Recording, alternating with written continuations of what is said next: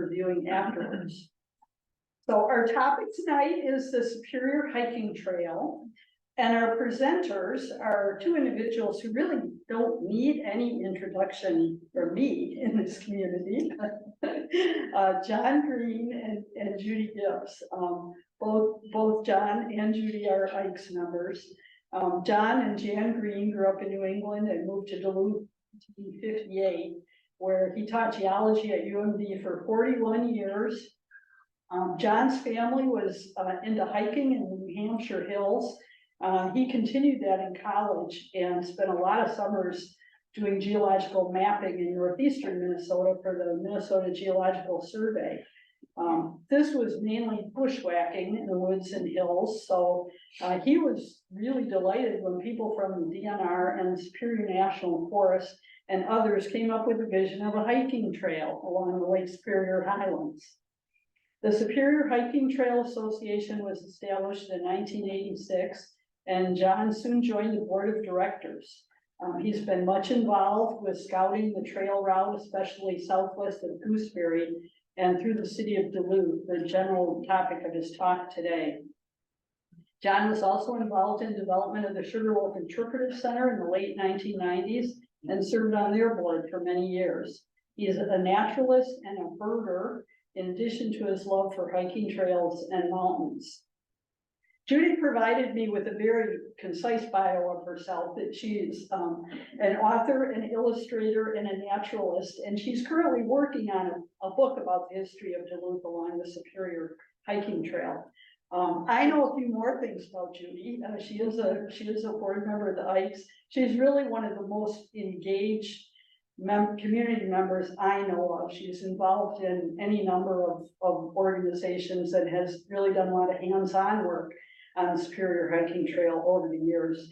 And one of the things I always think of when I think of Judy is when I first came to Duluth to work at WLSSD, there was a volunteer group called the Trash Busters that was trying to promote recycling in Duluth, and Judy was one of the first people I met in my job because she was active in that organization at that time. So two really great individuals to talk about the Superior Hiking Trail. So John? Can you give me 1 minute? That's where I needed the break to fix. Oh, okay. Everybody just don't watch for a minute. I'm just trying to fix something. So Molly? Yes, I'm trying to not. Well, some reason it's not doing what I want. I can't get rid of your bottom. And sometimes the technology. I mean, it shows up fine, I guess. You're just gonna have to see the bottom bar there. I don't know why. It's keeping everything on there, so. Oh, well, it's there, so we're good. And do you want to try? Okay, we'll try. Yeah. We're supposed to be getting a remote control from Hartley, I guess, pretty soon. So you have to deal with me moving it. John, you didn't give us one yet. Thanks, everybody, for coming. It's really nice to be here and see a lot of old friends and others. Well, I don't know so much, but it's really great and nice to be able to talk about roaming around in the woods was kind of my favorite, one of my favorite occupations, if you call it that. Yeah. This happens to be a view on the hiking trail from the top of Carlson Peak to the northeast to Laveau Mountain, and illustrates one of the aspects of our landscape development, which I'll be talking about most of the time, but that most of our geologic history is involved erosion, and erosion is dominated by what we call differential erosion, whereby the kinds of rocks that are the hardest or the most massive tend to erode more slowly, and it makes sense, than the softer rocks. And so you get, after a period of erosion, you get some high points, ridges, knobs like this big chunk of anorthosite here that forms this north shoulder Carlton Peak, and then all the low area is underlain by more easily eroded rock. And this is kind of a very basic aspect, maybe one of the most important aspects of geologic history in many places, especially in North Europe. Ready, move it from here? There we go. Okay, just a couple of words on the development of the hiking trail in Duluth, which is one of the things that I was much involved in the 2000s. And so here's a group of people much involved in this. Andrew Slade, who we contracted with to do the original layout of the hiking trail through Duluth, and he spent a lot of time in the office, so to speak, as well as on the land, looking at land ownership and trying to figure out where we could go through the city, which is the first stream kind of laying out the trail. So we could do it as much as possible on public land. And then Gail Coyer, who was the executive director of the Superior Hiking Trail Association. There's Andy Holak, who worked for the St. Louis County Lands Department in their recreation section. And here's Diane Desatel, who was much involved in the map construction and so forth. And Bill Driver on the right, and he was particularly associated with me as we actually laid out the trail and hung up the ribbons on the trees as we went through the land. And over here on the right is Mark Van Hornwitter, who was essential to the whole project. He helped to determine where the trail went, but in particular, he had a GSA device, which is not all that common back in the 2000s. And so he could record precisely where we went. I don't know how often it recorded our position, but every minute or something like that, 2 minutes, I don't know, but it made a very good map, that base map of the day's scouting efforts.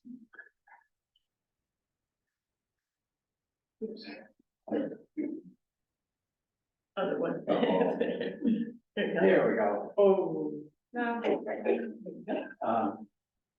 Okay, here's finally getting to the actual geology part, landscape. Whoa. Oh, I did that. Okay. Can we take that? Yeah. Geological processes. Always keep that in mind when you see landscape. Geology did it. To a large extent, except the green stuff going on top. So I'll be talking about how our geologic history determined the trail's character. Over here on the right is a map in my little booklet that I put together some years ago on the natural history and geology of the hiking trail through Duluth. Unfortunately, limited edition publication, but you may be able to find one somewhere. We have several in the bookshelf for books to sell right here at Arden. All the colored stripes you see there represent different units of rock, and with different names.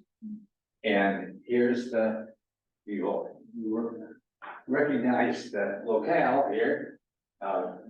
Recognize this red line is the path of the Superior Hiking Trail as we eventually laid it out. You see where it comes down to the lake shore, using the lake walk for a little while and then going up inland. And at the north is Martin Road where it stops here. That's the city line. And of course, it continues on up to the northeast to connect with two harbors. Through.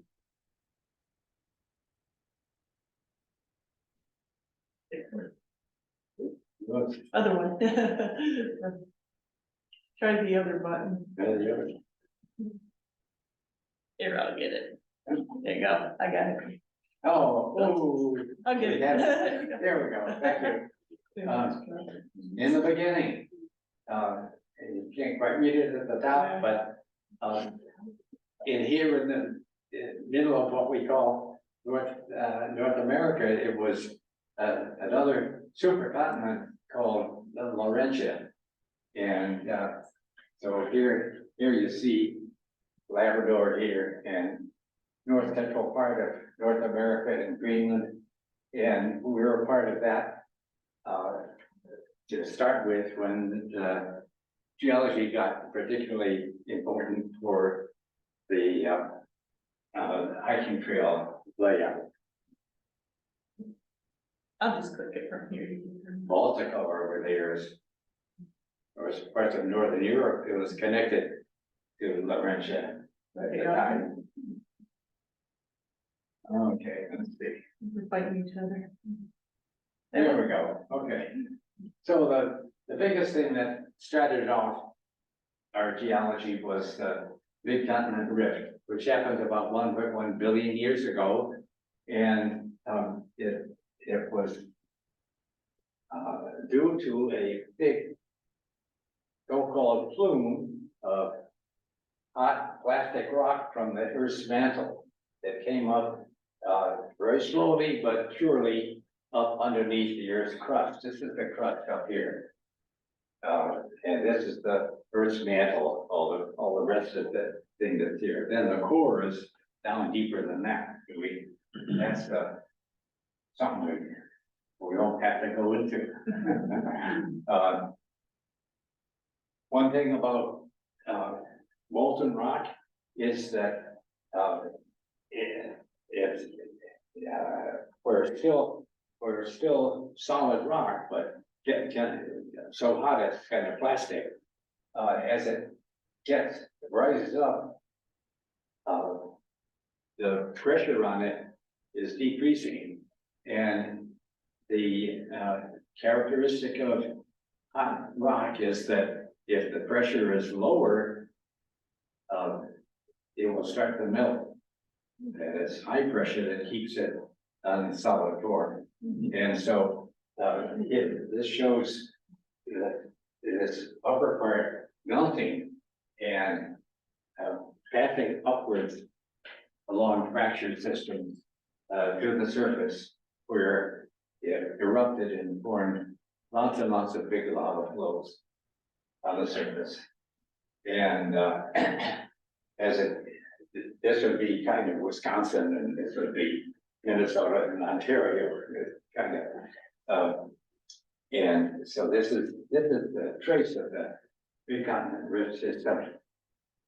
And we know now, even though it's all covered by younger sedimentary rocks, that by geophysics, we can tell that and drilling, we can tell that it goes all the way from northeast Kansas up under the middle of Iowa, through the Twin Cities, up through Lake Superior, and down into the lower peninsula of Michigan.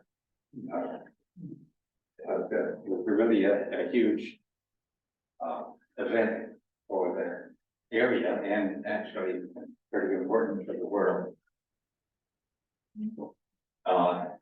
We zoom in a little closer for the North Shore.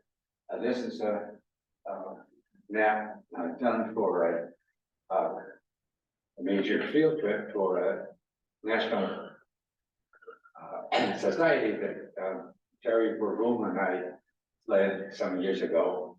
And so here's the lake, and here's Duluth down here, and all the yellow and blue parts are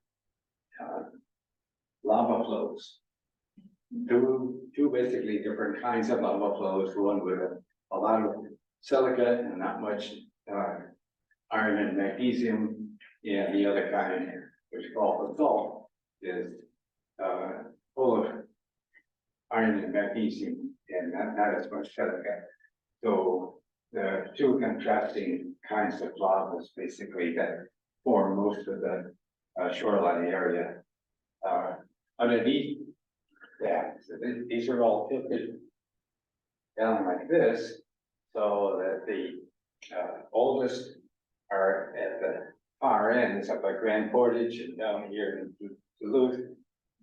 And as you go up this way, you're getting younger and younger layers until the top is in this tofty lucid area. The very top of the segment. And when I did an article for the Lake Superior magazine some years ago, they recommended an artist named Susan Robinson who might be able to help out. And she drew a very nice painting of typical fissure eruption of basalt lava coming up along one of these fissures. And it's very fluid, very hot, and it squirts up in the air. You see these kinds of things in Hawaii now and then, today, these days. And so that's I think a very good illustration of what the eruptions were like back in the day.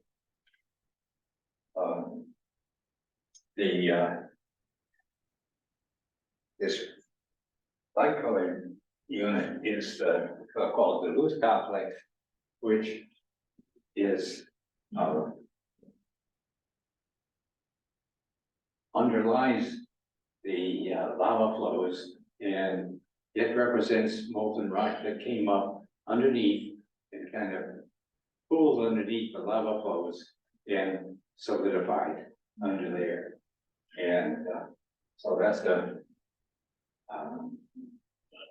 takes up quite a lot of the volume of our mid-continent drift rocks here on the shore.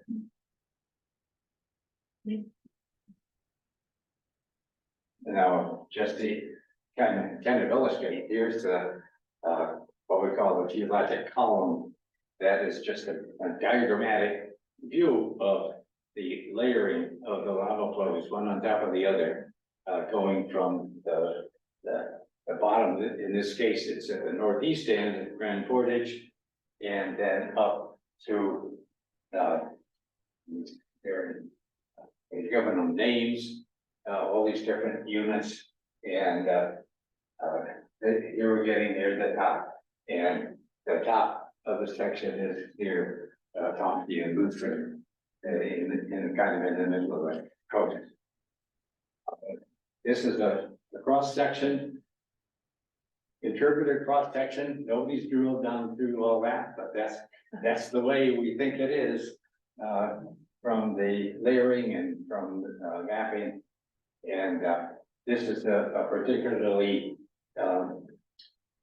resistant layer, big thick lava flow basalt that forms the ridges around the Cascade River near the shore, Lookout Mountain here, and it overlies so much softer rock. There's a layer of sandstone there that is much more easily eroded than you can imagine.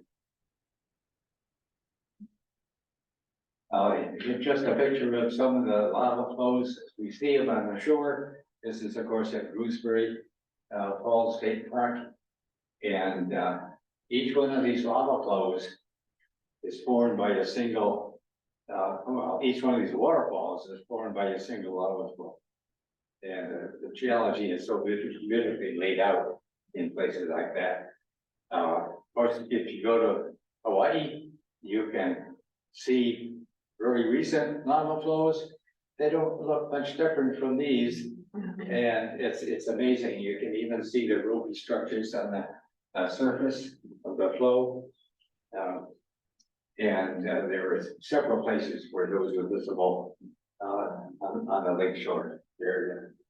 And this is a very large rhyolite flow, that forms the big Palisade head and Shovel Point up, across the mouth of the Baptism River.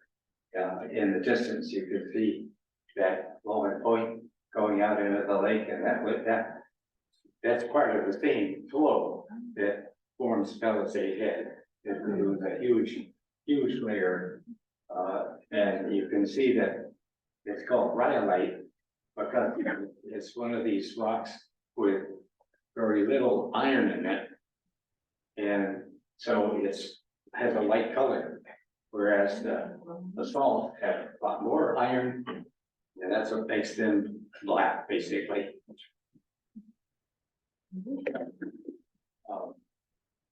And then we have these intrusive rocks that are the things that come up underneath the lavas and sometimes intrude into the lavas, between the lavas.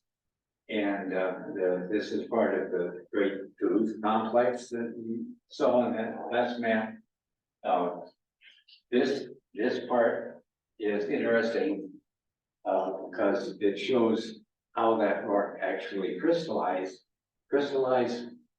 over time with crystals forming and then slowly settling to the bottom, as any sediment would in any sedimentary rock. But this is all very high and a couple of miles beneath the surface that this is happening. But you can see the layering very well here. And we have places out here in Duluth around Barton Peak, that's the south of Duluth, south of the city, that shows a lot of good layering too. This is Walton Peak. It has a big quarry in it, and again, that's one of these very hard rocks that we see as right as knobs around the landscape on the North Shore, and that's carried up in some of this molten rock from the base of the crust. This is kind of an intermediate kind of intrusive rock or diabase. That's that generally cools. It's cooled faster than the gabbro, so it has finer grains and it tends to intrude in between lava flows and sometimes cuts across. Quite a common rock on the North Shore. Okay, this is some more intrusive rocks, kind that come in underneath and cool slowly. And this is just a boulder of it, and it's typically a light red color, and so what they call a red rock. What do you know? This is the common name for this, and it's really tough. And so this also forms some of the high ridges in northeastern Minnesota. And in fact, the Eagle Mountain up in the northwestern Cook County, that is the highest point in Minnesota, and that is made by red rock or granite here. Hey, John, Excuse me? there's a big outcropping of the granite here, right up here at top of Soapbox Hill. Yeah, Yeah. there is a little scattered around. There's a little that's scattered around the Duluth, but it doesn't form the big areas. So this is a view on this mountain, Eagle Mountain, and it is a mountain because it's red rock, because it is this erosion resistant kind of a rock. Looking north into Canada. Another kind of intrusion is dikes, and these are actually out beyond the edge of the mid-continent rift proper, and they're cutting over rocks of part of old Laurentia, and you can see those parallel lines. This is the Thompson Reservoir over near Cloquet and Carlton and Thompson. And, they're all going the same direction pretty much, because you get a feeling for this fact that this is a rift process going on in the Earth's crust, is being pulled apart, and that has opened up these north-northeast trending fractures that are filled by basalt lava, salt magma. So this is kind of a overall picture of the cross section for the North Shore area. After 1 billion years of erosion, then came the Great Ice Age. So this is kind of what that glaciers had to deal with, all this kind of stuff. So here's the again, the Duluth complex underneath the lava flows. This goes from Duluth and over here in the shore up the Confluent Lake. These are the much older rocks of Archean age, the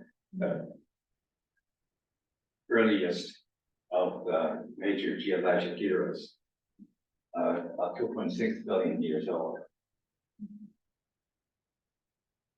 So the Great Ice Age, this first one shows the extent of sediments, glacial sediments deposited by the continental glacier.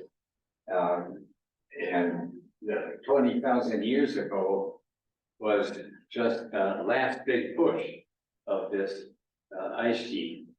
There were several before that, going back to 2.5 million years when it started. But you probably all heard of the driftless area. It's just an area in western Wisconsin and southeastern Minnesota, where the glaciers didn't quite make it. And so it's has quite different character to it. When it finally started to fade away, we have deposits going from two major sources in the northwest, in Canada, and the northeast. Is coming down from Ontario into the Lake Superior Basin, and as it goes along, as the ice travels along, of course, it erodes, and so that's really how the Lake Superior Basin came about. There wouldn't be any Lake Superior Basin or Lake Superior if it hadn't been for, first, it's underlain by softer rocks like sandstones and stuff, and second, that the glacier scooped it out more easily than the lava flows and so forth and other rocks. Illustrations of typical results of erosion, glacial erosion. You've probably all seen the striations that ice created as it carried rocks and debris across the surface of a bedrock. Sometimes they're really nice and clear, and there's a particularly nice example at the mouth of the Lester River that you've probably all seen. And on the ridge south of Ely's Peak, down in the south end of town, there are a bunch of really kind of dramatic grooves that the big grooves like this side that the glacier eroded into the basalt bedrock there. Of course, at times the glaciers were depositing material, glacial sediment that they picked up on their way south, and in places they when the glaciers melted away, this glacial sediment was left behind wherever it happened to be, and around here, of course, around here we can see a lot of the evidence for where the glacier came from. because of the kind of rock that is left behind. And in this case, we have a big granite boulder on top of a ridge of diabase up near Duluth, and these sorts of misplaced rocks, they're called erratics, glacial erratics. You've probably heard that term, where we find it in a different geological situation than where it's formed. And ice then continued to melt back, and since the ice had scooped out this big low area, now the Lake Superior Basin, it was still occupying the northeastern part of the lake basin, and so meltwater and precipitation built up behind it and formed a lake, a great big lake. And it was doing the same things for Lake Huron and Michigan as well. And then actually the whole arm of the Atlantic Ocean came in against the ice over there, what we call now the Champlain Sea. This pointy thing at the bottom is where Lake Champlain is now. But it's notable because this glacial Lake Duluth built up because it was dammed by the ice until it found the lowest point in its rim and overflowed. And right now, that's now occupied by the Brule River over in Wisconsin. That's why that's such a large river, a large valley, and yet it's just a sort of a measly stream that is shows that a lot happened along there. So this went over the divide at around Solon Springs and went into the Mississippi. And it's kind of interesting to think that Lake Superior water, or ex-Lake Superior, or pre-Lake Superior, Lake Duluth, up here in Minnesota was draining into the Gulf of Mexico for several hundred years anyway. So the glacier continued to melt away, and because this glacier was so thick, a few miles thick, it was an extra weight on top of the crust, and it depressed the Earth's crust actually. And so as the ice melted away, the crust slowly rose, and it's called glacial rebound. And this shows contour lines of the amount of rise that glacial rebound that took place here, because the fixed ice is up here, it got depressed the most, and then it was left and left coming out here. So this meant that glacial Lake Duluth wasn't always draining out to the south, but when it finally found its current drainage to the east, the land was slowly rising, and so the old lake shores that formed from the earlier stages of Lake Duluth got tilted themselves because the earth was rising, the crust was rising to the northeast. Eventually, of course, the present outlet was free of ice, and we could form our present drainage up to the St. Lawrence River. So some of these beaches are pretty dramatic. Other times you have to kind of look for them. But here's a particularly obvious one at a little wayside rest place near Walton, where it's just made a ridge curving ridge, just near bottles. And clearly we had a really high energy lakeshore going on there, which could tumble around rocks to form this boulder beach.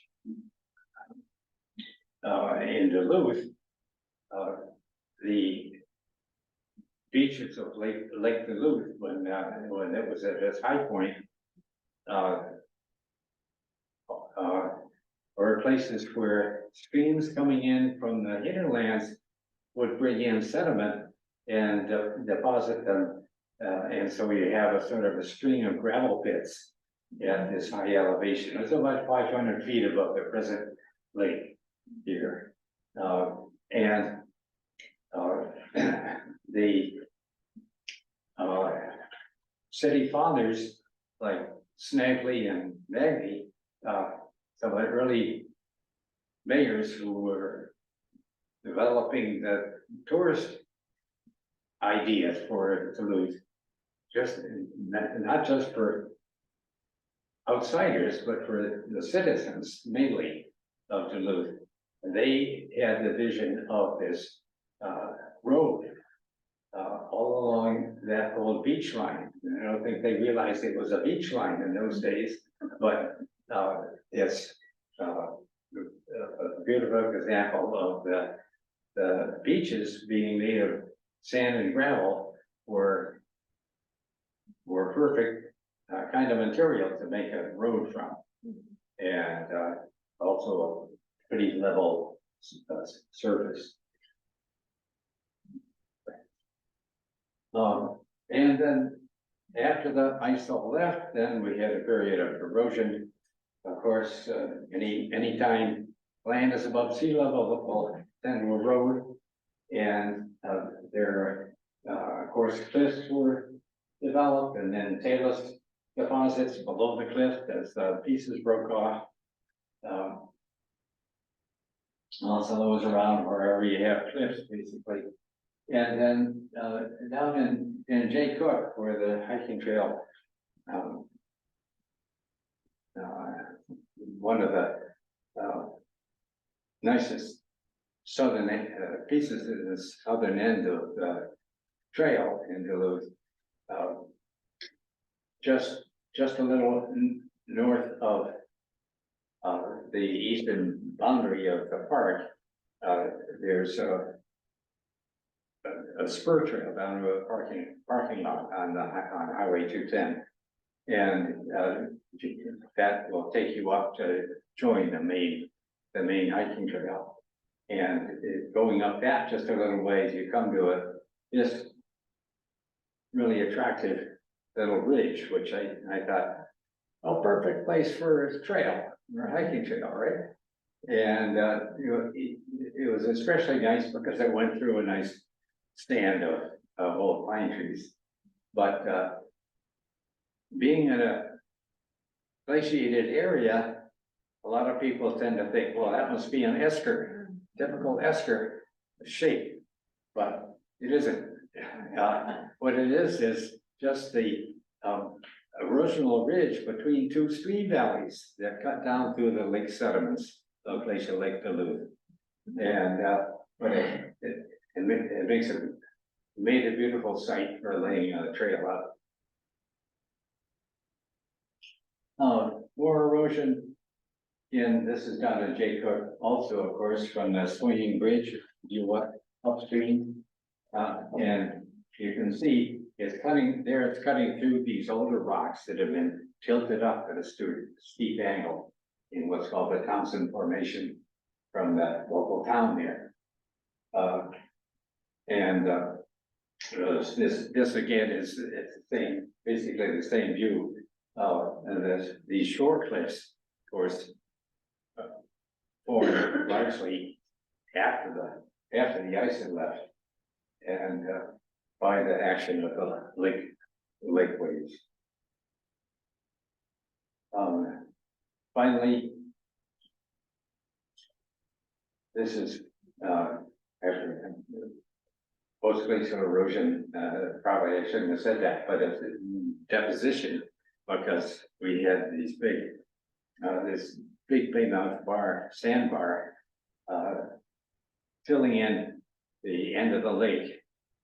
And of course, it's entirely formed by wave action and currents moving along the shore of the lake. You all seen that, I'm sure. So this is one way in which geology still lives. It's still going on today, and this is just a example of particularly erosion-worthy waves in a storm in March. So that's it. Enjoy the trail.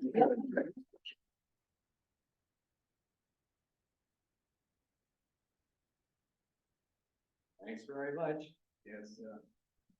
If you have any questions, that's all. John, the picture you took of the Emeritus site, you gave it a name, something mountain, and I didn't hear what it was. The mountain, Yeah. well, Carlton Peak is one of those things. Yeah, there are other knobs in that area, and some of them Tedagoo State Park, that are maybe throughout the site. Thanks. Like, I think Raven and, oh, I forgot the names of the other, Round Mountain. John, you probably said it, but the Tilted Rock in Jaycook State Park, how does that fit into the story? At what point would that have happened? That goes back to Laurentia, that before the rift. And the rocks there are layered rocks. They're originally sedimentary rocks that were formed in another big sea.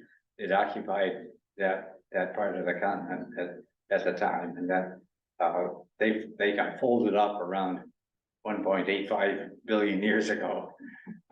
So there was quite a long time gap between that and the rift that took place and formed the North Shore rocks. Any other questions? So the basalt dikes in the Carlton area right through the radioactive and layer? Sorry, I couldn't. The basalt dikes in the Carlton area come Yes. right up through? Yes, Yeah, okay. that's right. Yeah. Anything else? Okay, well, thanks very much for coming.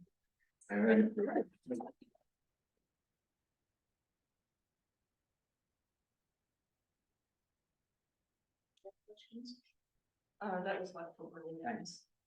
Oh, thank you. Let me cover this. I decided I'm not doing a PowerPoint because I thought that would be too much. Don't you go ahead. You're gonna sit there, oh, Yeah, I'll just hold it over here. Otherwise, you're gonna be blinded. I don't have any way of Oh. covering that. It doesn't have a thingy, so. well, You guys don't need to see us all, so I'm just gonna cover it, and you're good to go. They can see you online. They can see you. Yeah. okay. I thought I would do a Superior Hiking Trail, this is all Duluth trivia, Superior Hiking Trail trivia quiz. And if somebody happens to get them all right, I've got way too many copies of this book that Ron and I did.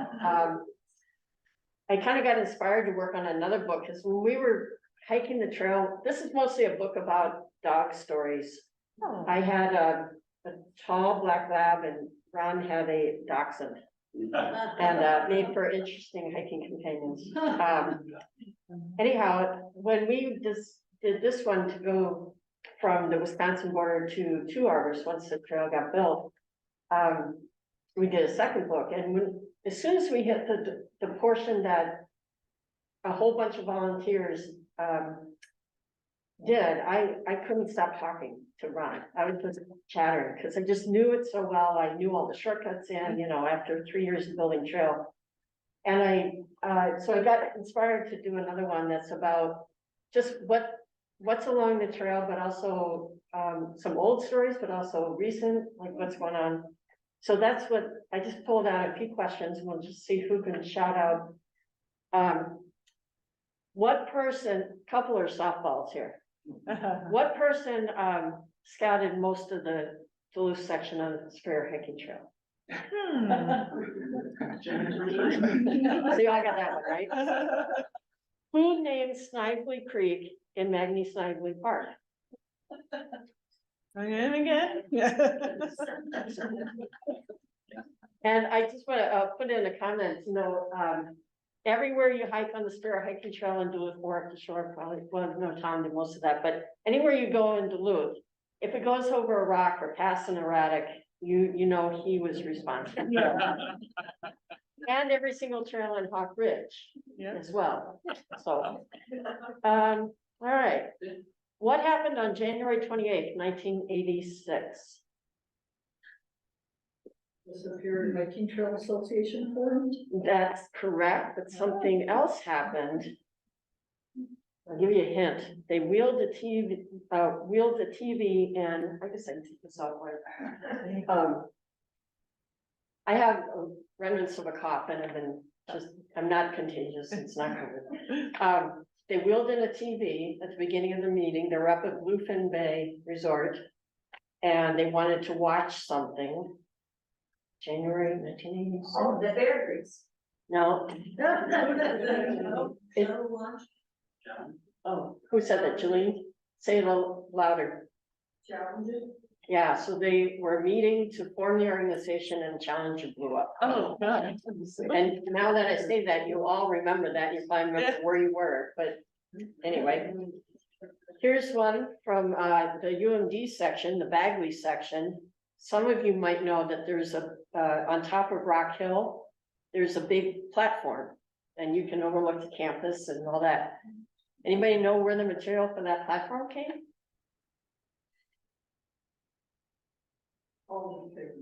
Oh, well, go ahead, say it. It's part of the aerial bridge. Aerial lift bridge, when it got redecked, UMD snagged it, and those two little bridges over Tisha are also from there. This one's to demonstrate some of the dark history that I'm writing about. There's so much fun stuff that those chapters just write themselves.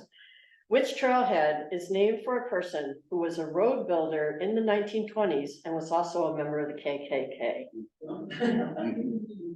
It's a Spirit Hiking Trail trailhead in Duluth on a road. Beck's Road. So Joseph Beck's, Henry Banks handed me about a 6-page list of names. And you could tell they were names lifted right out of an old city directory, right? Because it had the person, their occupation, where they lived. And I'm looking through this and members of Sam Snively's administration were on there. Fire chiefs, police chiefs, pastors, school teachers are all on that list. And I should say alleged, right? Because we don't know for sure. But then when I was doing research, I found a 1926 list too. And it turns out our clan in Duluth rose up after the lynchings. There's no evidence to say that they were involved in that at all. But the clan rose up the same year that the NAACP and Duluth chapter came up. So the NAACP people in Duluth said, no, we don't need a chapter here. Things are good here. Well, anybody? Well, I said Joseph Beck's, right? I did say it.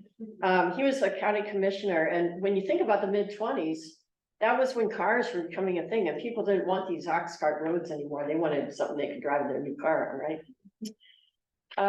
Where's the location of Duluth's very first ski jump? Ski jump. No. Chester has. Sergeant Creek. No. Out near Ponzovac. No. So you all know where Glen Avalon skating rinks are? The hockey rinks and stuff. It was a double bump jump, they called it, built in 1905. On that hill, they asked permission of John Hunter, and it was his property at the time. And so world athletes who had been ski jumpers other places came and jumped this first jump. And then it was that winter when people said, oh, ski jumping can be a thing in Duluth, that people started build the Chester Ski Jump Company. People bought land to put it in Chester, but there was also in Hartley I found 1936 drawings for 100, 70, 40, and a 10-meter jump that would have been on the hill over here, and the landing would have come out right about where we're sitting. So that was 36. This is just an extra trivia. When was the Fond du Lac jump built? Because it ended up being built out there. 1940.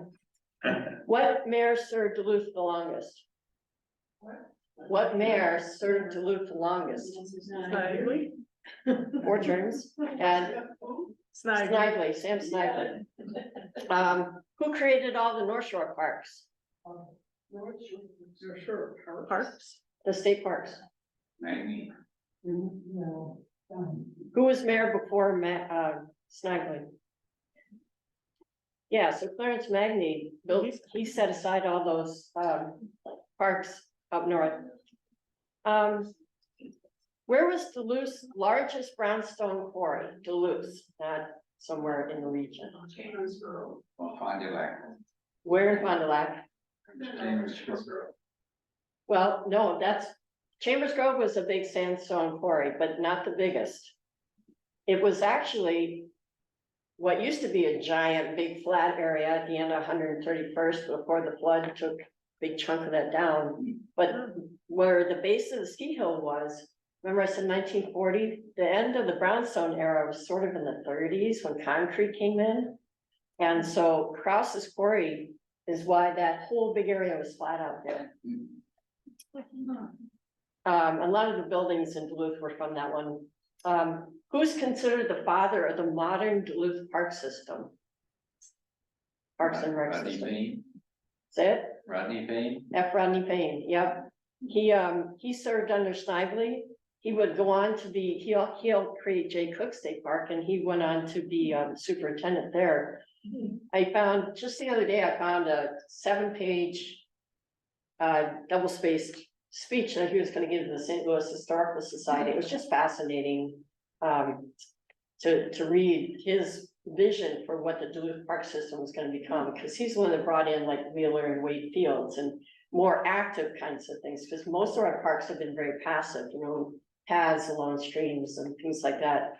So you want a bit of trivia? I do. Rodney Payne, Yeah. his wife, Anna Payne, Payne, she was married, she was a classmate of John's mother at Smith College. With that connection. For Hawk Ridge. Yeah. Right. So, I knew that too. Where do you find the only sandstone rock in Duluth? On the trail, on the trail. I gave you one big hint. Chambers. Where the Chambers. Right, Yeah. so you get to hike up along at that spur trail that you were talking about earlier to get up into that section. You get to go around some sandstone and it's kind of cool. In that area, you know, all the slumping stuff he was talking about, if you were hiking up that spur, that land is still moving ever since 2012 flood, and it's taken out structures that the spur hiking trail keeps trying to build in there, but Is that the Mission Creek area? yeah. True or false? The land the SHT is on in Duluth burned in the 1918 fire. So that probably did. That's true. Some of it probably did. And I had the Spear Hiking Trail line put onto the fire map of 1918. And from about where it leaves Spirit Mountain is headed towards the zoo, that whole section, there's evidence of the fire. And then everything right where we're sitting burned, and burned all the way up to Martin Road. So this whole section of the hiking trail.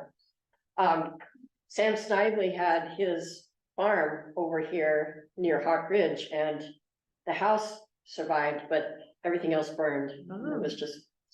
All right. What is Lost Park?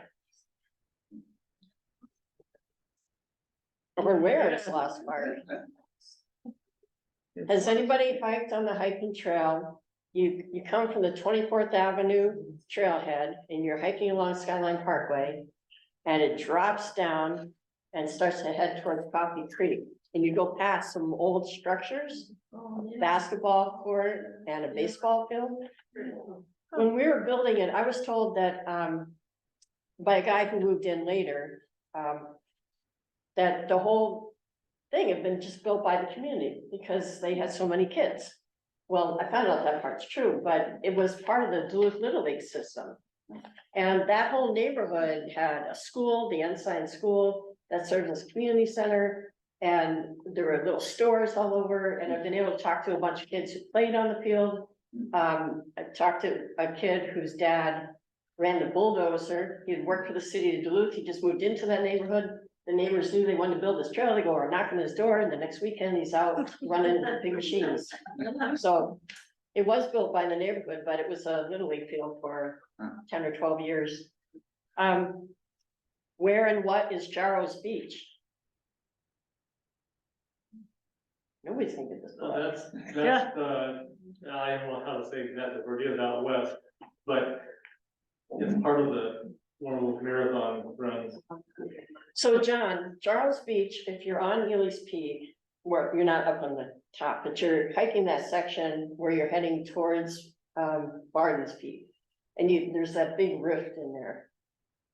You know where I mean, right? Giant with the talus all on the bottom. Yeah, right. If you're going towards Barden Peak, it's on the left. Right, Yeah. correct.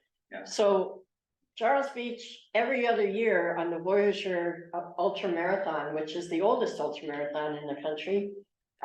Every other year they run it through what's called Jarrow's Beach. And yeah, it's crazy. And the reason it's called that is Jarrow of Austin Jarrow Wayman. Okay. One year he was sitting there, it was really hot, he had a shirt off. And it was as if he was sitting on a beach somewhere, but he was making sure people did not go that year onto Jarrow's Beach, because it was the other year. Oh. Anyway.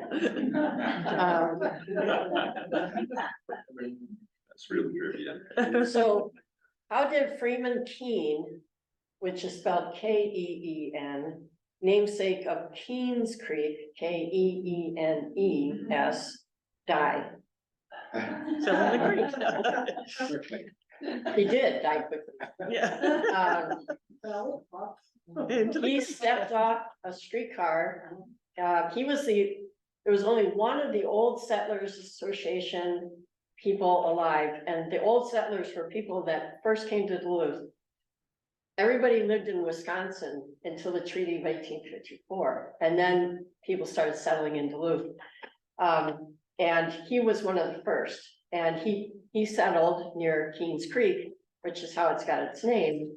And Buckingham was Frederick Buckingham, you know, you can go on, and these old white guys were settling on the creeks. Coffee Creek is misspelled, by the way. It was C-O-F-F-E-Y for Levi Coffee. Anyway, how did he die? He got off a streetcar and he was told, I read the newspaper article 2 days ago. I was like, I didn't know this. He was told that there was another car coming the other direction, but he either didn't hear it or didn't pay attention, and he got hit by the other car and died. Yeah. How many official loops of the Spear Hiking Trail are there in Duluth? We're almost done. Official loops. So, There's little. Are these spurs or loops? loops. So the half and half tax came in back in 14 or 15. And that was 0.5% tax on food and beverage and that kind of thing to raise. So we got $18 million and then we put the tax in place to pay it back. Well, we're sitting around in the office one day and we're thinking, what could we do with the Spear Hiking Trail and make it something even more special? And we said, we'll make the 13ers like they have in Colorado. Well, ours are 1300, but so we came up with the Ely Peak Loop. If you haven't done it, I recommend it, but I would do it, go up the hard way first, don't come back down, go up to the right, do it that way. Then there's one at Spirit Mountain, one at Brewer Park, and then Kingsbury. They've officially done the one that goes up one side of the creek and comes back now. Because people like loops, right? Yeah. Now, this is exciting news. What is the north-south split? What's the what? North-south split. You probably know. So when the trail was getting, these people, there were a whole bunch of trail flagger people that were out. They were trying to figure out how to get from Twin Ponds to Chester. Because they wanted because the hiking trail stays on the ridge, right? So they started looking, paper streets, right, Diane, that, looking to see where you could go. It might work, but that neighbor says, no, I don't want to hear because you'll take my $3,000 grill. You know, people said things like that when I was at the city too. But, so it looked like it was just gonna be too difficult. And so the organization decided to go down at Buckingham Creek, go down through Point of Rocks Park, and then go on down in Canal Park and Rose Garden and up to Chester like it does. When I was at the city, we were trying to figure out for the Duluth Traverse that goes across from Leicester to Chambers, we were trying to figure out how we were gonna make it work. So you all were looking at it in 2001 or so, 2002. We started building in 2004. So this is 2023 now. And that section just opened this spring. We had a project tech take measurements of, you know, figured out the ice fall zones from all of the antenna farms up there. There's a really weirdly built structure because when Duluth was platted, some of these paper streets are on things that are like this. You know, they're too steep to build on, but to get through this one section of paper street, there's big sonotubes of concrete. And that thing took 6 or 8 weeks to build, and it takes you about 3 seconds to cross. And it's probably is from me to the table that long. So that's worth one to see. So I asked. Explain better where that is. You leave the Twin Ponds parking lot and you go east. And you'll get into that area pretty quickly and you'll cross that one structure. And then it comes out and crosses Kenwood and it goes in the side of Chester where they keep the piles of gravel and stuff. So it enters the park there. And I talked to Lisa Local, the current director, and she said, yes, we are going to, there might be some deviation from the bike trail, but they are planning on making that the Superior Hiking Trail. So I'm pretty excited about that it only took 20 years. So I think they made the right decision back in the day to say, we'll do this later. It's gonna take too much work. Oh, there's something else I wanted to tell you about that. All right, we only have 3 more. Who built the Vermilion Road? The road, not the trail that had been in place for eons, right? Anybody know? Because I mention it because it's the longest road walk in the Superior Hiking Trail in town. And the city is planning on buying about 80 acres of Forest Hill Cemetery. This is what I want to tell you. So they got several granting sources, have almost lined it up, and then the Duluth Traverse will come out, get on Amity Road, cross the creek, and then go into the woods and come out right across in the Nature Center entrance right up here. The Superior Hiking Trail will take a route that will come out here too, so it really eliminates road walk. But you all know that's the oldest trail in northern Minnesota, right? And so George Stuntz, does that name sound familiar to anybody? He was one of the first people to survey northern Minnesota, and then he got hired to build the road. And in Edmund F. Ely's case and in Stuntz's case, they lots of written records. And in both of them, it's just amazing the colonialistic mindset people had at that point. It's insane, and I'm trying to do a good job writing about that, but it's really hard work. How many volunteers did it take to build the SHT in 3 summers? A lot. Yeah.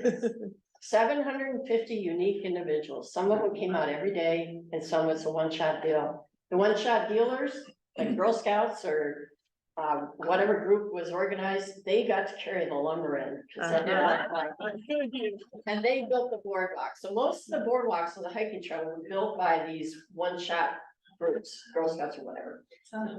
And the last one, because I am talking also about how the trail is being used today, there's a chapter called the Superior Running Trail. And there's one about Superior Biking Trail and all the conflict and everything, and that's almost done now. What race is happening this upcoming weekend that takes place entirely on the Superior Hiking Trail? No, that's at the door. No, we're. Wild Duluth races. You can do a 10K, you start somewhere by the zoo.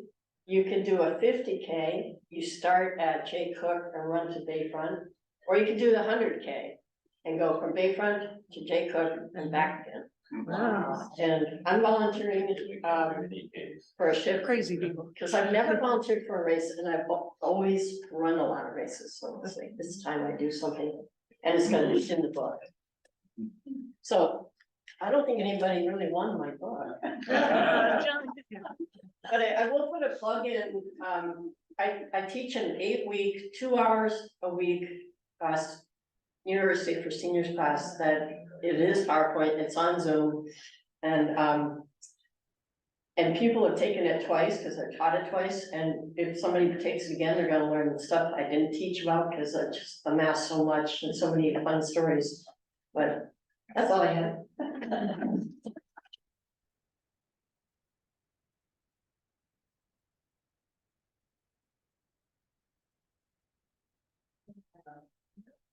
Well, thank you, John and Judy, really interesting program, a lot for those of us who walk on the trail, a lot of really good things to think about the next time we're walking. So thank you both for being here with us tonight. We have been making an effort this year during our anniversary year to have programming done by IKE's members. And at our November meeting, which will be November 15th right here, we're going to have another program on an issue that some of the IKEs have been very involved in. So the topic will be the controversy over the DNR's management of the state wildlife management areas, which has been much in the news lately. And a number of IKEs around the state have been involved in this, but from our own chapter, Craig Sturley, Rich Staffen, Martha Minchak have been involved, and they're working together with Gary Dratz to put together a program on this issue and why it's so important. We really feel it's a topic that not enough people really are paying attention to and understands the significance of it. So that will be here. You guys, why it took so long? You'll want to be sure you're tuned in for that one. Yeah, right. So that's all we have for you tonight. Again, Song for the Wild on November 2nd. Get your tickets if you haven't done that. We do have some flyers in the back, and I have some posters as well if you have a good place to put a poster up. And I encourage you to stick around and drink cider, have a cup of tea, have cookies. Martha's got her hand up. Yeah, membership. Oh, I see Martha, and she'll give you your membership application. Any other announcements that we should know about? All right, well, thanks, everybody. It's just great to see this room full. I would ask you, before you go, if you're able, please bring your chair up front, because we have to stack them and put them back in the closet. So if that's not something you're able to do, don't worry about it. There's enough of us that can also move. Okay.